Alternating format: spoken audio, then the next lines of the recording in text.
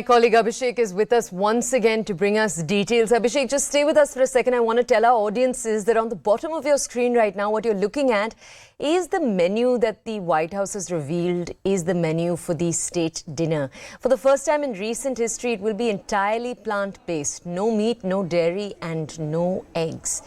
The chef from the White House, Chef Nina Curtis, she's a very, very well-known chef, but she's going to be the guest chef for the dinner for tonight. Now, we're going to be bringing you more details about what's in store. But first, let's go over to my colleague Abhishek to understand more.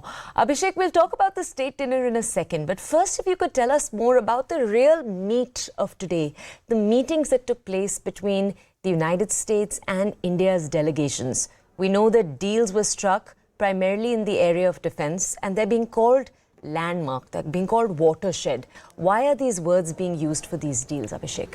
So, having a defense partnership or purchasing equipments or defense artilleries or defense hardware is nothing new between India and USA. What has changed now over the period of last 2 decades, if you could, categorize India-U.S. partnership as an increasing or very, prominent defense partnership in the last 2 decades. What is changing now is that U.S. companies or U.S. government, for that matter, has allowed those technologies to be transferred to the Indian side, where now it will be 100% manufactured by Indian companies. We have seen those jet engine deals that has happened between GE Electronics and Hindustan Aeronautics Limited. These deal will be producing jet engines. These jet engines will be used in light combat fighter jet like Tejas, and it could be upgraded to other purposes also. And this is the first time that 100% technology transfer has been agreed upon. And what does that mean, Abhishek? If you could tell our audiences more about that 100% technology transfer, because that in particular is what is making that deal in particular so important, historic in many ways.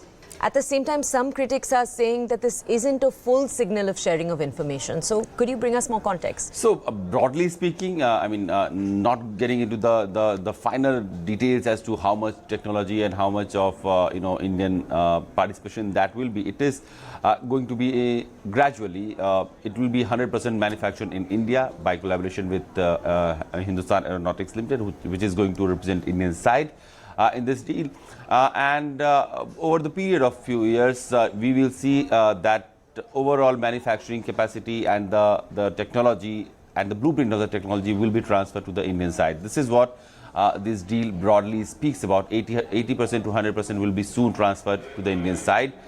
There has already been a lot of defense engagement where Indian companies have also started manufacturing little bit of, and ancillary units have been established which supports U.S. defense manufacturing. But now engines and communication devices. These are the two major and important technical, high tech, equipments that are needed for manufacturing of these jet engines or these jet aeroplanes. And these are very crucial.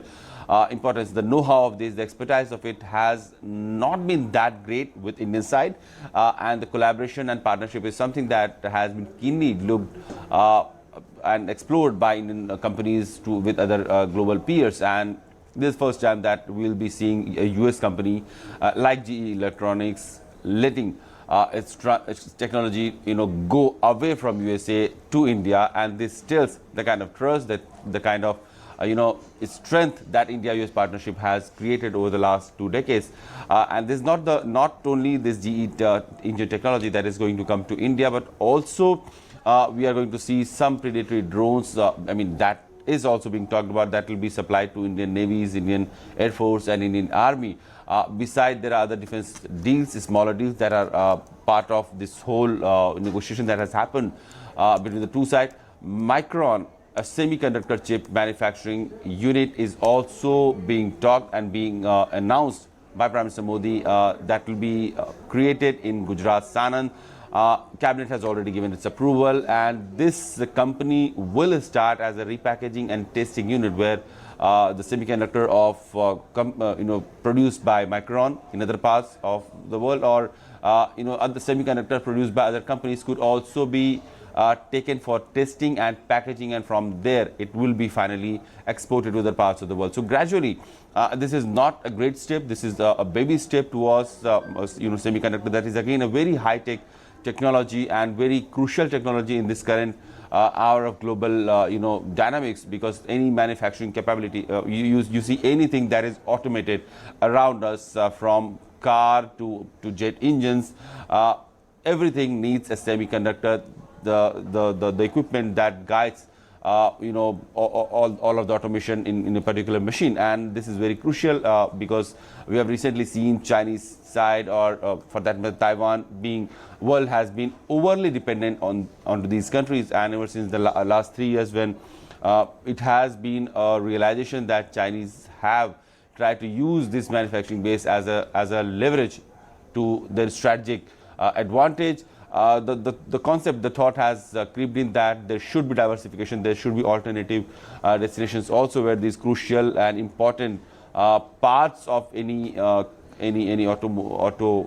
automobile or manufacturing unit should be created. Okay. And India has emerged as a partner, as a collaborator into these technological manufacturing hub. Abhishek, I just want us to also focus on one more agreement that's been arrived upon between the two nations that's also receiving particular focus. The U.S. Navy is now going to have the ships that it has in the region stop in Indian shipyards for repairs, which might sound like a minor thing. But can you tell our audiences why that in itself is particularly important also? Because we have seen U.S. side interested in having this whole Indo-Pacific region a more strong presence, and to have their naval assets passing through various channels at various region, and then having a place where they can actually dock and get a resupply of all the essential commodities, of the refueling, of maintenance, is something that will give them a boost in having their presence in this region. So clearly, if India is offering their ports, or India is allowing U.S. Ships to dock at its port, it will be a facilitation for U.S. Side when they are trying to have a surveillance in this region or presence in this region. So it will be an added advantage, because they have other ports also, but if Indian ports are also allowed to extend it to for the docking purpose, or for the resupply or maintenance purpose of U.S. naval assets, it will be a huge help for U.S. naval assets to be present in this area and have a smooth operation as well.